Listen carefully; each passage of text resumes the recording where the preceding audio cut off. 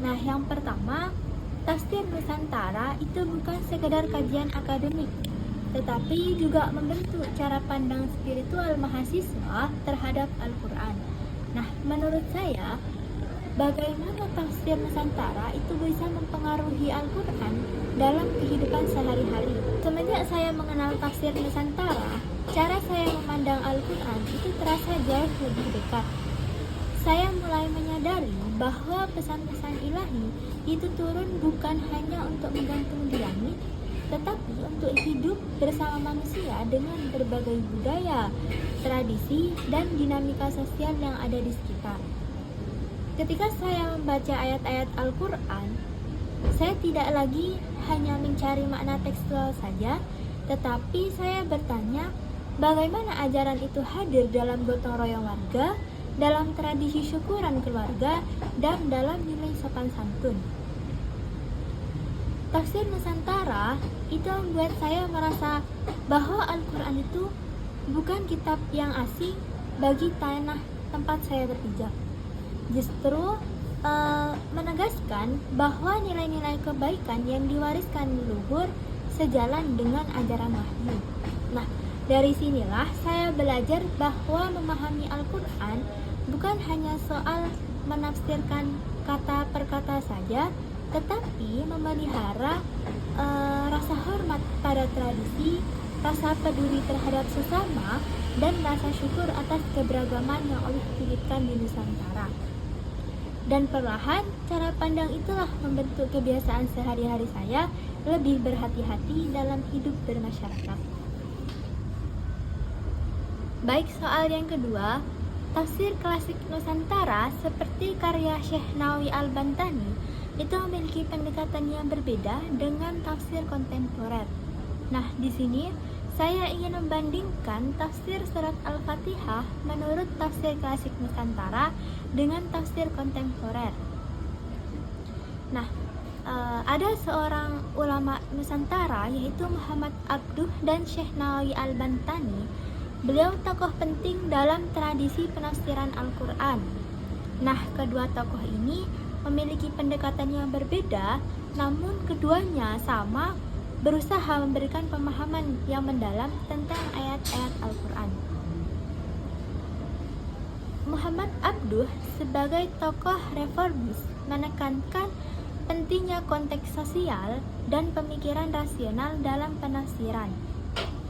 Nah, dalam Al-Fatihah ini, beliau melihat surat ini sebagai pembuka yang mengatur hubungan antara manusia dengan Tuhan dan sesama. Muhammad Abduh berfokus pada makna moral dan etis yang terkandung dalam setiap ayat.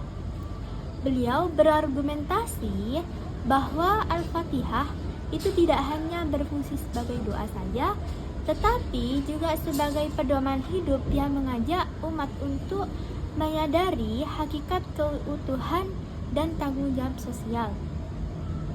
Nah, penafsiran Muhammad Abduh ini mencakup analisis linguistik, pemahaman konteks, dan relevansi nilai-nilai Islam dalam kehidupan modern. Nah, tokoh yang kedua, Syekh Nawawi Al-Bantani, beliau dikenal sebagai ulama tradisional yang mana memberikan penafsiran yang lebih klasik dan mengutamakan aspek tasawuf. Beliau dalam menafsirkan Al-Fatihah menekankan hubungan spiritual dan keagamaan yang dalam antara Tuhan dengan hambanya. Nah, Syekh Nawawi ini menguraikan setiap ayat dengan merujuk pada hadis dan pandangan para ulama sebelumnya, serta mengaitkan makna-makna dalam pengalaman spiritual dan penghayatan ibadah. Sistematika penafsiran Syekh Nawawi ini lebih cenderung tekstual dengan penekanan pada tafsir kata per kata dan memanfaatkan kaidah fikih serta tasawuf untuk memperdalam pemahaman ayat. Jadi, kedua pendekatan ini menunjukkan keberagaman cara memahami Al-Quran.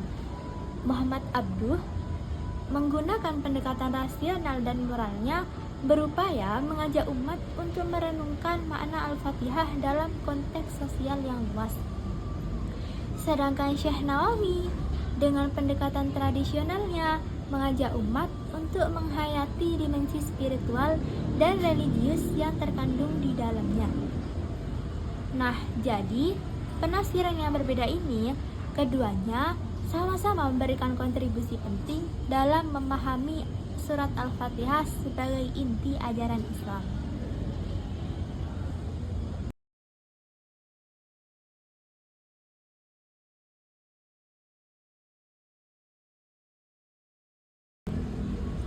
Soal yang ketiga, tafsir Nusantara itu selalu berhubungan dengan budaya lokal, misalnya tradisi gotong royong, selamatan, ataupun tahlilan. Nah, tafsirkan Quran surat Al-Hujurat ayat 13 dengan menggunakan pendekatan tafsir Nusantara. Lalu, hubungkan tradisi gotong royong yang ada di masyarakat Banyuwangi.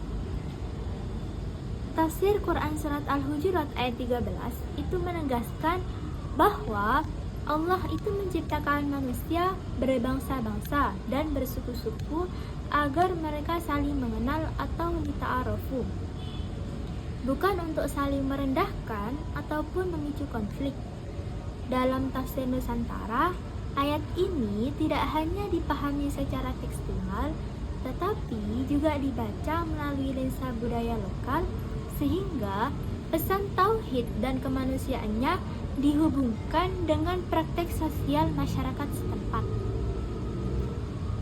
Para ulama seperti Syekh Nawawi, Al-Singkili, dan ulama pesantren memaknai bahwa ayat ini sebagai dasar kerukunan sosial, harmoni antar warga, dan etika hidup dalam bermasyarakat. Hubungan ayat ini dengan tradisi gotong royong yang ada di Banyuwangi. Nah, di Banyuwangi ini terkenal dengan tradisi gotong royong, misalnya dalam membangun rumah, bersih desa, selamatan desa, hingga bantu tetangga saat panen. Itulah contoh nyata implementasi nilai ta'aruf yang diajarkan dalam ayat ini. Masyarakat Banyuwangi itu terdiri dari berbagai identitas lokal seperti Using, Jawa, Madura, dan Bali Muslim. Nah, hidup berdampingan dan saling mendukung dalam aktivitas sosial. Sekian presentasi dari saya. Mungkin ada salah atau kurangnya, itu memang muncul dari saya karena kebenaran hanya milik Allah semata.